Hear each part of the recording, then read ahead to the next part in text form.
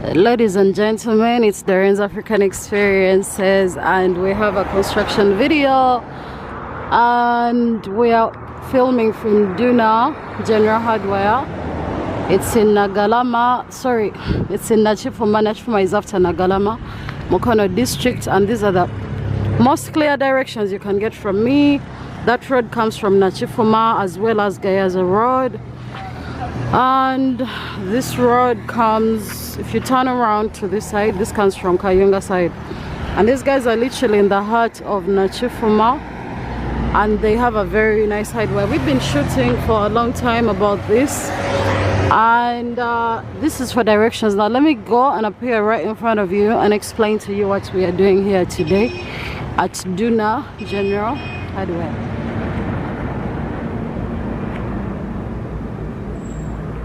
Alright, so welcome to DOREEN'S African Experiences, and today I'm shooting from Duna General Hardware. We've been shooting at this place for quite some time. We come for different content, different things. We come for different information here, and they're so nice. They have everything you need, literally everything. You know, I just choose and pick what to tell you at different times because, you know, I can't shoot everything at once. I don't want to shoot an hour-long video. I don't think most people have the time, you know. And today I'm shooting with my boy Alama. Hello. How are you? Alama works at this hideaway, right? And these guys are quite nice. They have the best customer service. You know, I deal with different people. I tell you this every time. By the time I have to bring somebody up on this platform, I've dealt with them and I trust them enough to recommend them. That's why you see their contacts in the video. You don't see my contacts in this. You know, unless I'm talking about myself, then I will put up my contacts. But if I'm not, then I'm not putting my contacts up, right? Of all the videos I've ever shot, this is possibly one of the most resourceful videos you are going to come across. Information I'm about to give you, I know over 90% of people that don't have this information, but we all need this information. My experience in construction, I have come to deal with people who don't have a clue. They don't have a clue what they need. They don't have a clue about this stuff, right? But today I'm going to open your eyes up and show you different things. My focus today is basically everything you need to know before you start to actually build or get into construction yourself, right? Everything you need, you understand? Things you need, prices of those things, information that is very crucial to construction. Alam, ogenze. Osama agenda all busy. All right, I had different talks with different architects, physical planners, engineers, and all these people have come to the conclusion with this information. Half of these people don't want to come on camera because it is the way it is. The Ugandan construction industry relies on privacy. That's the truth. That's why you won't go to someone and they give you a direct answer. Half the time in construction, for someone to even give you a price of something, unless you're buying, they won't. But today I'm going to tell you exactly what you need, every little thing you need before you start building. Number one, you've acquired your land, right? Once you've acquired your land, before you even buy any piece of land, use the services of a professional, I repeat this, a professional surveyor, okay? The work of a surveyor is to survey your land. And what does it mean to survey? This person is going to measure your land to see if the boundaries of your land have not been tampered with. You understand? This person is going to clarify if the land title you've given them to use during the survey process actually belongs to that person. who is selling to you. They will even tell you, they will go as far as telling you who the previous owners were if you are interested. Even you yourself, you can find this information out from the land board. This is Uganda, right? This is Uganda. This is information for Ugandans and those interested in investing in the land business in Uganda. Every district in Uganda has a land board. Every district. You go to Kampala, they have their own land board officers. You go to Mukono, they do. You go to Arua, they do. You go to Gulu, they do. So reach out to these different land boards of wherever you're buying your land and get clear information on this. This is information that's there, information that's free. These people will tell you if this is Kabaka's land or freehold, you know, or titled land. They'll tell you these things. And then they'll guide you and advise you on how to go forward. You know, I'll get a day and discuss for you these different types of lands that we have in Uganda and the problems that come with them. This surveyor is supposed to tell you if, according to the landmarks, there should be a road in your land. You will buy a land of 100 by 100 and this land of yours has a road according to the physical planning of the whole area. When there is a road in that what? Or there is supposed to be a road between your land. And then after construction and everything, the URA, sorry, is it URA? They come to you and tell you there's supposed to be a road here. You've seen these things happening 20 years later. I know people right now who have had to build or tear down their fences, what you call fence lines, security what? Fence lines. They've had to tear them down because they built them in an area where there's supposed to be a road. I've seen people whose houses are being torn down because they built them in areas where there's supposed to be a road. But you have to avoid these things by using a surveyor, right? And you have to bring anyone can call themselves something, but you need someone that's actually a professional, someone that actually went to school for this.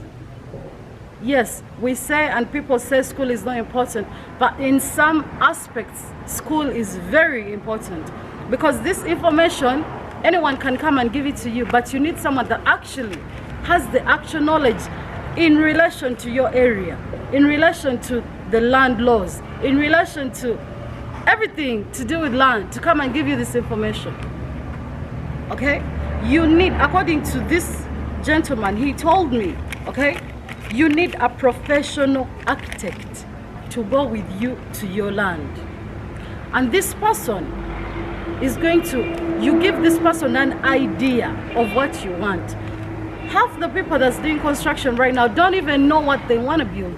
Everyone is just looking, oh, I want a house like that one. What about you? What do you want? Besides looking and admiring and saying, that's what I want. You don't know the specifications of this person's house. You don't know. So you have to sit down. Once you acquire land, sit down and identify what you need. What type of house do you want? You, as Doreen, after identifying this information within yourself, okay, carry that professional architect to your land. After it's been surveyed, go with your land, get a photocopy of your land title or the title of your land, anything that shows, because land title is supposed to have the map of the land on it, demarcations or everything like that supposed to be on there. So go with it. Have your professional architect look at it and advise you properly. Why? Because we go ahead to draw house plans, you know, you've not taken the person to the land and you're drawing a house plan, and after taking it to the people in charge of approving, they reject it. After you've spent money, you've spent resources, why wait? Why must you first do things without consultation? You know?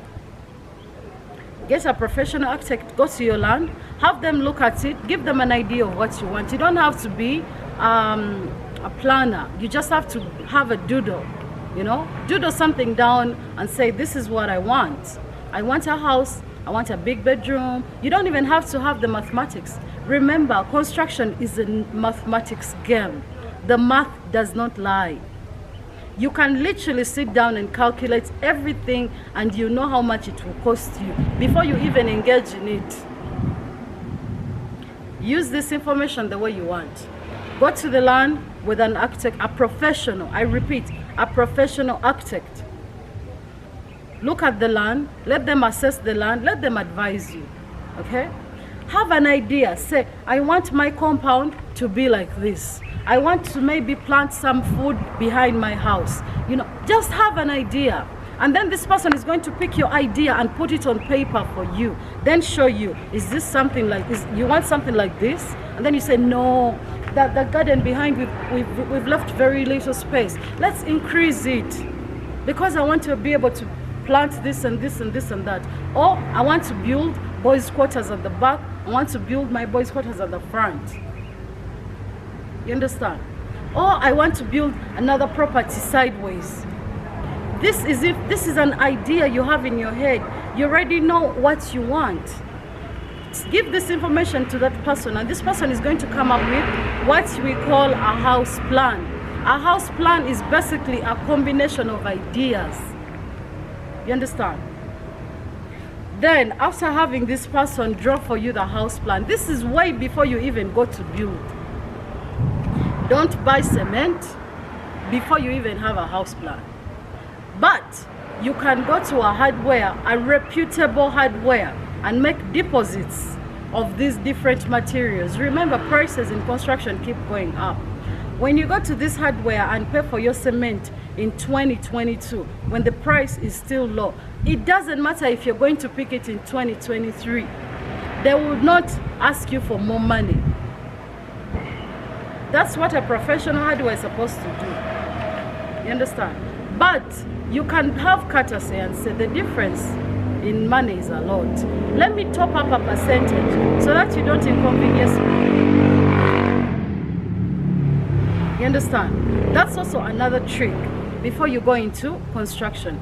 This video, I don't want it to be long. Before you start building, okay, there are two things that will happen. When your house plan has been drawn, okay, they will take this house plan of yours to the people, or they will submit it, right? But before this person even puts any signature there, they will first come to inspect your land. What does that inspection mean? To inspect your land, these people in the land board, whichever land board you've gone to get approved within your area, they come to find out what type of property are you trying to build? Where is the space applicable? Because you could be wanting to build apartments on 50 by 100. And these people are going to tell you it's not applicable. It's not even realistic. You know? Every district has its own, what is it called? The kind of plan, like residential or commercial. They have a plan for these areas. That's why everyone now in Kampala is upgrading to a building, a higher building instead of a bungalow. Why? Because the physical plan for Kampala is different now. Kampala is not considered residential anymore. At least from what I know, it's considered commercial. So you can't go to Kampala to build your bungalow house, to live there and raise your goats in the backyard. You can, but in the long run, you are going to have to adjust. I'm just saying, okay? How do they check? By the way, when they come to inspect your land, they'll charge you a little bit of money. By the way, construction is not for the weak. Me, I admire people that build because it takes serious money. But the good thing about Uganda is that once you start building, once you're approved, everything is in order. No one is going to come later and disapprove of your building. If you take the right, you know, steps, don't bribe your way out. You're going to pay taxes. These taxes are charged according to your building. The building is measured in square meters, and then they'll charge per square meter. That's how they come up with these taxes that they charge you. I've heard things when your architect or whoever is drawing your house plan, make sure they give you 2 copies. One for you, actually 3 copies. One for you, one for the engineer of the site, and one to submit. Actually, you submit 2 copies, from my knowledge. You submit 2 copies at the land board, because when they've finished approving, they'll give you one of the copies and retain another. That's why even after 10 years, you can go back to these land boards and request to see the house plan of this house that you're trying to buy. Going forward, you submit your house plan, you get your land inspected, and this is where the trick is. If there are certain times when you can start building before your approval comes back, after you've paid your taxes, if probably you've purchased material and the material is dying, or your cement is getting spoiled or aerated, you can talk to them, right? And they can allow you to proceed construction just to finish that material, as long as you're following the right procedures. But make sure when you're on the site, you have those copies of the paid taxes, you have a copy of your your house plan, the same copy that you submitted. Make sure when the person drawing for you your house plan gives it to you, make sure you're satisfied with it. If you're not satisfied with it, if you reach on the ground and you start changing the plans that you submitted, you can make a few adjustments, yeah? But if you're going to make major adjustments, go back to the land board and concur with them, consult with them, because these people have a right to show up later when you submitted a house plan for 3-bedroom house and you're building a 4-bedroom house. It means you are stealing from the government. The square meters of the extra bedroom that you're adding, you haven't paid for them. They will break down your building. I'm serious. If you fail to pay additional taxes. And we've seen these things happen. When you submit your house plan, make sure you are very satisfied with it. Make sure you are satisfied with it, because things can happen to you in the future that you will not like. And then you start complaining that these people, you paid, but you know the truth. Most of you know the truth. People who submit house plans without boundary walls. Your house planner didn't put for you a fence, but after construction, now you remember you want a fence. And then they come and break down that fence. If they ask you to pay the tax, usually they will give you a warning, and they'll ask you to pay taxes ahead. Others will ask you for a bribe. But instead of bribing, for how long will you bribe? Just fucking go to, oh God, I used the bad word, sorry. Just go pay the taxes and then proceed with your fence. It is acceptable. But make sure now they have to draw a conventional or an additional plan for the fence. House plans are very important. So before you build, make sure you have a house plan that you are contented with, that you are happy about. That is number one. The other things I'm going to give you, I can't tell you how much a house plan is going to cost you. But what I can tell you is house prices and time frames for people who are building flats are different from the people who are building bungalows. Yes. And even if you're just building a bungalow house and you have a balcony on it, it's considered a flat. It's categorized under flats. By flats, I mean Kalina. They categorize it under, so be aware. Be aware of that. Before you go and say it's just a bungalow house, but it has a balcony. Prices are different. And chances are high, prices for someone to draw for you your house plan will depend heavily will depend on what type of building you have going on. If you're building something that's common, that person will probably already have a house plan, and they'll probably just make a few adjustments on the house plan and give you. You understand? And it should be cheaper. But if you're building something special, something different and unique, the price will go up. If you're building your prices There are no specific prices for house plans. For those who are drawing, for those who are taxing you at the land board, the prices are specific. They are the same. They'll charge you per square meter of the building. Yes, per square meter. I can't tell you that they charge this per square meter, but you find out from there. And this is an ugly truth. Always have some money on the side, because you might need to throw some money around. I don't want to use that word, you know what I mean. Just have some money. Use it like this. And if you've established contacts, because when you're just starting out, you don't have enough contacts within these organizations. But after you generate these contacts, now these people will know you, and things will change within its own time. You understand? So either you have an engineer who has people within the organization. If you're doing the whole thing yourself, also remember, you must have some money. Even when you're not, just have some money on the side. Other times, you're only allowed to start construction after your house plan has been approved. Before that, you must provide a very good reason as to why you're building before. This video is already too long.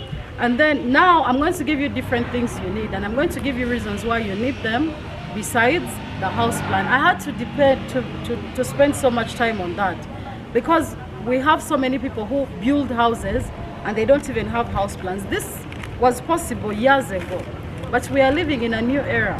Uganda is actually developing. It's developing fast, very fast.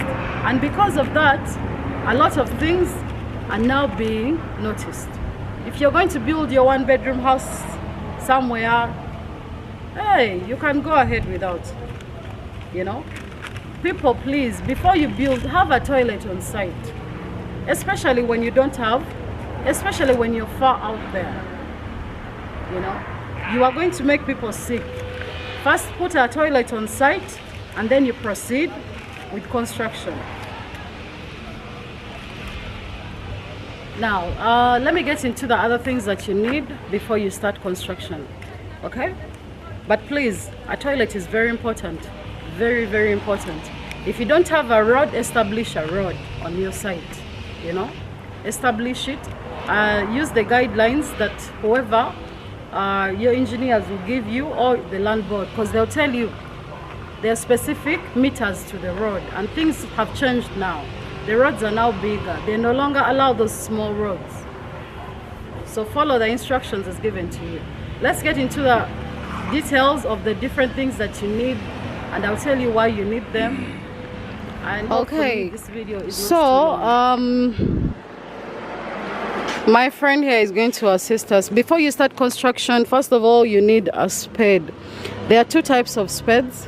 Alama, you show them. So we have these ones that's disconnected. We have this. We use these ones here to chunk, like to collect. When you're collecting material, right? To pour it in the wheelbarrow, to pour it pretty much anywhere, right? We use these ones, and then we use these ones to mix, right? When you're mixing from the ground, you can also use them to do the other work, but they're mostly used to mix. And their prices are pretty much different. The ones that's metallic all the way, right? Their current price is 14,000 to 15,000 shillings. And these ones that require a wooden metal or wooden handle, they are 12,000 to 13,000 shillings. Okay? So you're going to need these before you go into construction. Buy a few, have them on site. You can buy 2 of these and then 2 of the others, or you can buy maybe 3 and 3, right? And then we have pickaxes. You're going to need pickaxes. Pickaxes is locally called Nsululu. Pickaxes current price is 16,000 to 17,000 shillings. These ones are used during excavation when they are making for you your foundation. Okay, they are very, very important. So if you hire your team is probably not going to come with pickaxes. Okay, so you get your team a few pickaxes. Their current price is 16,000 to 17,000 shillings. And then the wooden handle that goes with them is 2,000 shillings. That's Ugandan shillings. And then you're going to need a hoe. Hoes are basically used still.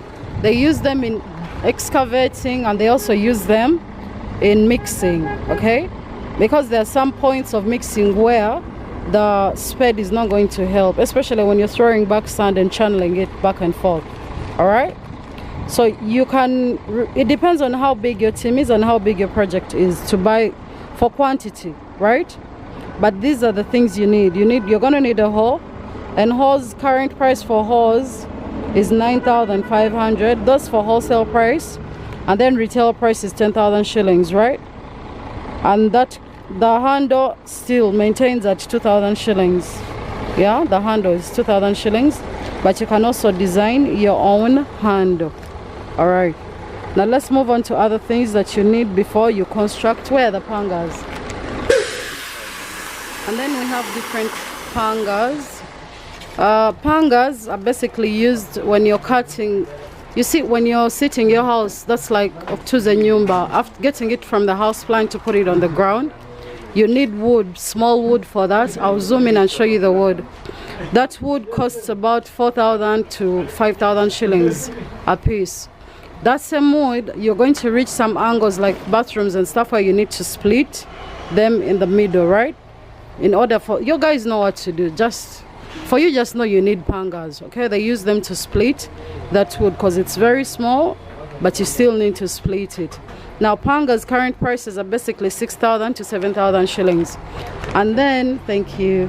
And then we're going to need this sisal, or we call it gauze. There is different types of this. There is a local saw that's brown, and then these. During the process of sitting your house, they're going to need these. And these, basically, their current price is 3,500 to 5,000. These are going to be needed. They'll ask you for those. So the reason they have price ranges is because they're bigger and smaller ones. And then we have these small ones that are used during construction. The builders need them. These ones here, the small ones, right? They use them to build. For them, they know, but they'll ask you for that. And then we're going to need tape measures. Now tape measures have different meters to them, okay? We have 7.5 meters, we have 3 meters, you know, we have all that, right? Those tape measures cost 7.5 meters costs 7,000 shillings, 5 meters costs 5,000 shillings, and 3 meters costs 3,000 shillings. You know the work of a tape measure, okay? And then we have surveyor's tape. Surveyor's tape, 100 meters. We have 50 meters, we have 25 meters, we have 100 meters. But to estimate that, surveyor's tape current prices, about 100 meters costs between 25,000 to 30,000 Ugandan shillings, and then 15 to 20,000 shillings for 50 meters. Remember, you don't have to buy these, but if you're running a big project and you want speed, you're basically going to need that, because half of these people that's building for you don't have these things, and at the end of the day, it's you they are affecting, not themselves. Every time you have 4 builders sharing one tape measure, they are delaying you. But if everyone has their own tape measure, trust me, work will move on faster and more smoothly. Then we have boots, different boots, especially during rainy seasons. Your builders are going to need boots, especially in the foundation stage. The foundation stage has a lot of work, a lot of it. Current prices for boots ranges from 10,000 to 15,000 shillings. Then we have spirit levels and water levels. The differences. Level zombie. Now spirit levels, they do a similar job. These are called water levels. Remember, when someone is building your house and they don't get the proper level for your house, that's where you see houses, most of them are collapsing because the earth is constantly moving. A point in case you've seen earthquakes and stuff like that. So when the level of your house and the strength of your foundation is not good enough, your house is going to crumble to nature. Okay, because there is nothing we can do about that. So you need things like these, okay, spirit levels and water levels. They use them to handle that point of level, yeah. And if your house level is not good, your house won't look nice. You've seen houses that look big one side, and yet that's not even in the house plan. And then others look like it's like they just don't look good, okay? It's that simple. But when the level is perfect and it's good, trust me, everything will go smoothly for you. Okay, what are the prices for these water levels? Spirit levels are maker.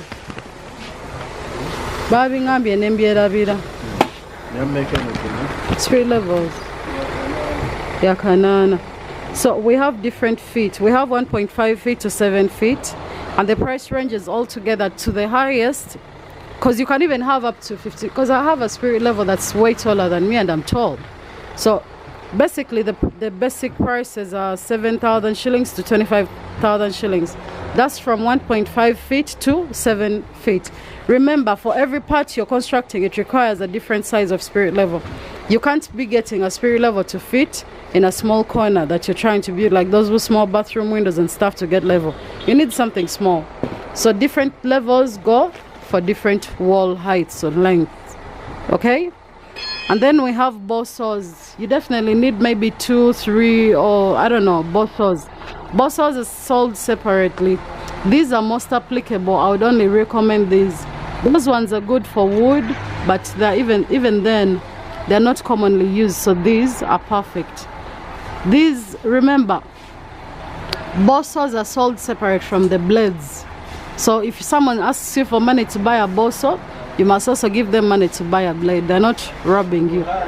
Current prices for bosso is 11,000 shillings, and then the blade is also 11,000 shillings itself. The whole set is 22,000 shillings. Then we have our angle, we have squares. These squares, if a person comes to build your house and they don't have a square, this is what we call a square. You see that? It's a square. All these things, construction is basically mathematics. Trust me. It is mathematics. Okay? That's why you need an engineer on site, especially in your foundation stage. Because once the house has come from the foundation steady, the rest of the builders can simply follow the lead of the initial builder. The people who build your house in the foundation have the capacity to destroy it or not. Now these are squares, and some of you call them angoliners. The small one is 6,000 shillings, and this long one is 12,000 shillings. Okay, we have different ones for different walls. See, this one is quite small.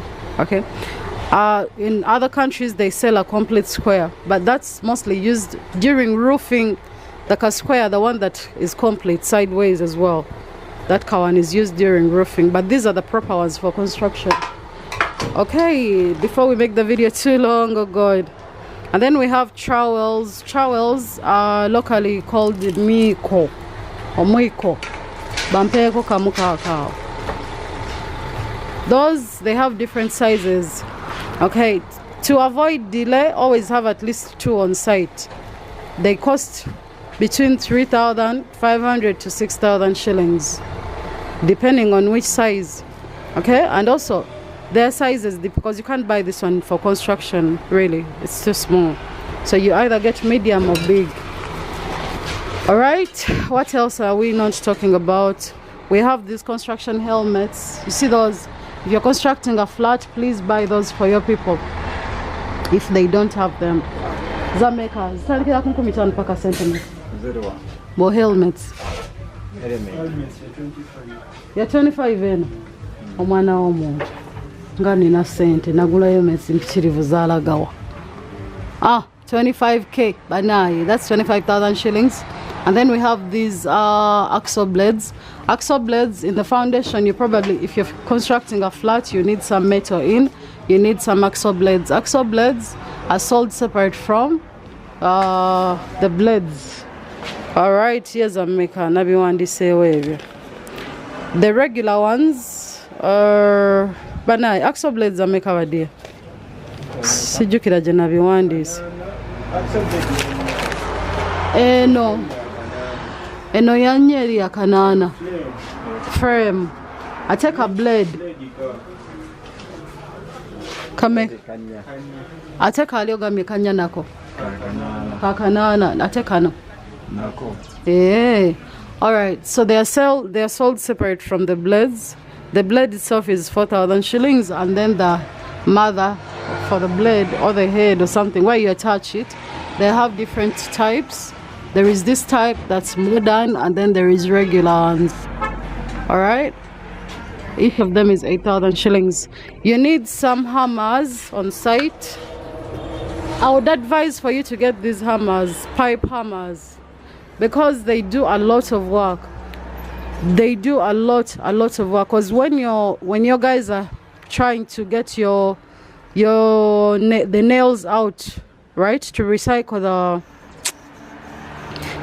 that wood that you're using in your foundation, because you have to limit wastage, they are going to require this pipe at the end, because they use it to maybe straighten out or extract, right? This extracts, right? This hits, and this also straightens the nail. It can also be used for final touches of extraction. Even this hole. So I don't know. These are locally, by the way, designed in Uganda, I think. And these guys are very smart, because they've given you a hammer that is multitasking, doing all kinds of things. You know your maker? Yeah, I'm 12. 10,000 shillings. I think that's a universal price. What haven't I spoken about? Oh, you need wheelbarrows. Banange, I need 5 more minutes. 35 minutes, that's a lot. Oh, you need DPCs. Don't allow someone to build for you your house without a DPC line.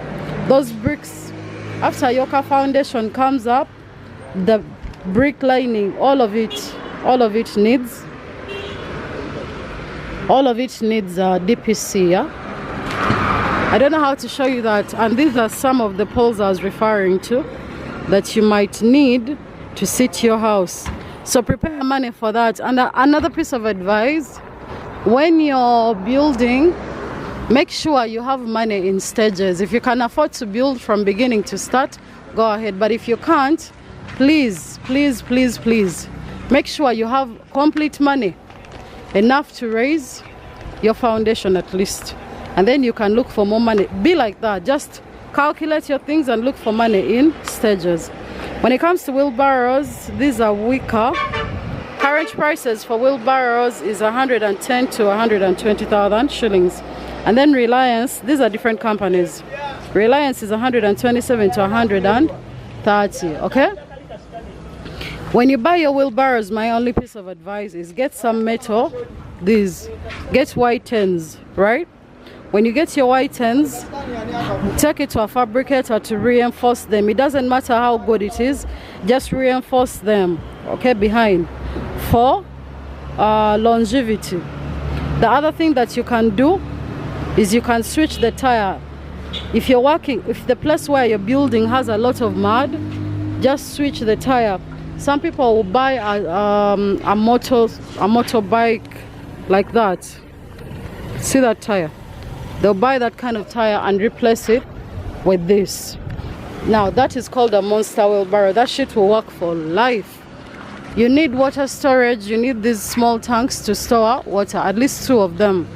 These water tanks are not expensive, okay? The small ones. Make sure you always have backup, water backup, right?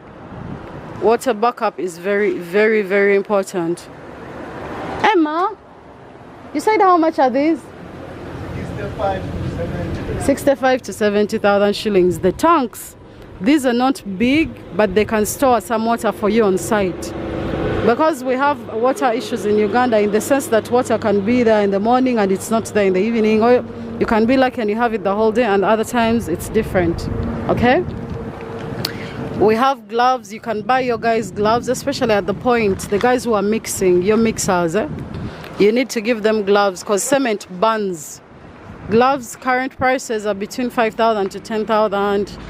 The white hen that I told you current price is 29,000 to 30,000 shillings.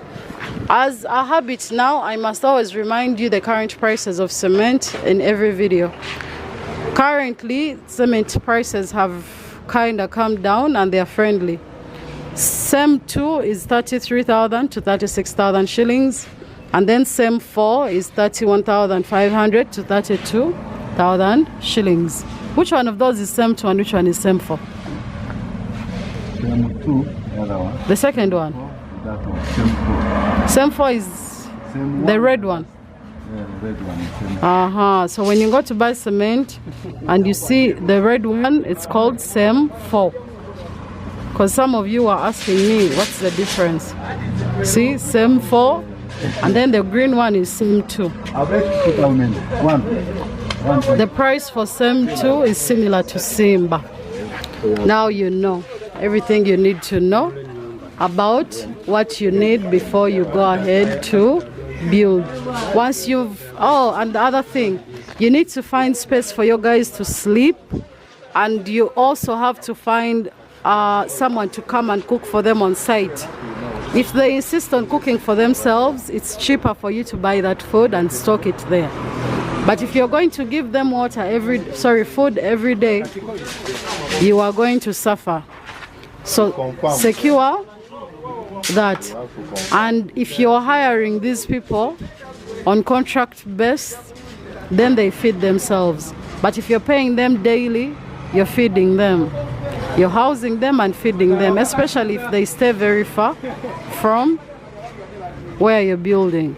The other thing, I would never advise you to hire people who sleep within the same area as you're building, because these people, you see, it's not that I don't want you to give them work. Every time someone is working very far from home, these people work faster and harder because they want to get back home to their families. But every time someone gets to see their family every day, trust me, they'll just lag.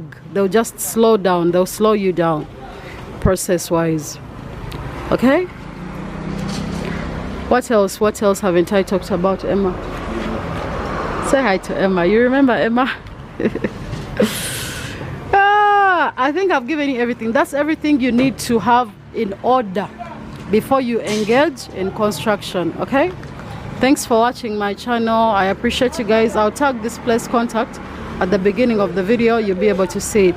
I'm sorry I was talking too much, but this information, you needed it. Thank you for watching DOREEN'S African Experiences. Thank you for supporting, and if you feel like my content is beneficial, kindly subscribe. I'll keep producing and just keep coming back and watching, and when you're ready to subscribe, go ahead and subscribe. My entire point for this channel is to give you information and knowledge you can use. Okay? These are things you can use.